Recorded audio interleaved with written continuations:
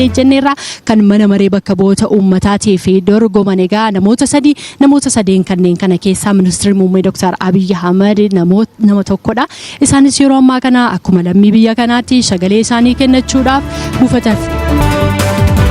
Ministirri Muummee Dr.Abiyyi Ahmad achitti paartii badhaadhina bakka bu'aniiti kan isaan dorgomanii walii galagalu lakkoofsonni maal dubbatu daawwattoonni keenya suurichaa ilaalaa meelleensaa lakkoofsonni. Godina Jimmaa akkasumas buufata kan Gommaa 2ffaatti kan malaallu Gommaa 2ffaa irratti mana maree bakka bu'oota uummataatii fi namoota sadii yookaan kaadhimamtoota sadiidha akkasuma naannootiif kaadhimamtoota shanii egaa as keessaa paartilee afurtu dorgomaa jira achitti jechuudha dhuunfaadhaan jiranii akkasuma kan mana maree bakka bu'oota uummataatii fi kaadhimamtoota sadii keessaa teessuma tokko irratti kan dorgoman jechuudha kaadhimamtoonni sadanuu. Dr.Abiyyi Ahmad illee mana maree bakka bu'oota uummataa teessuma tokko kanaaf dorgomu jechuudha. Namoota sadan kaadhimaman keessaa tokkodha.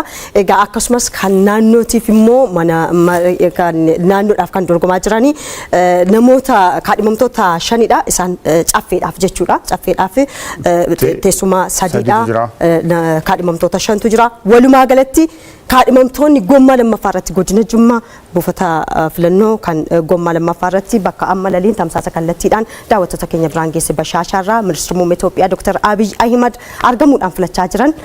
Akkuma daawwattoonni keenya ilaalaa jiran kana yeroo ammaa kana mallattoo isaa saanduqa dhoksaadhaan iccitiidhaan bakka kaawwatan godhanii sagalee bakka itti kennan keessatti kenoo korojoo keessa isaan sagalee isaanii kennanii jiru. Daawwattoota keenya guyyaa irraa kana Itoophiyaan filachaa jirti uummata miliyoona 54 oltu kaardii sagalee ittiin kennu fudhatee filachaa Dr.Abiyyi Ahmad Ministirri Muummee Itoophiyaa Bashaashaa Gommaa Buufata Filannoo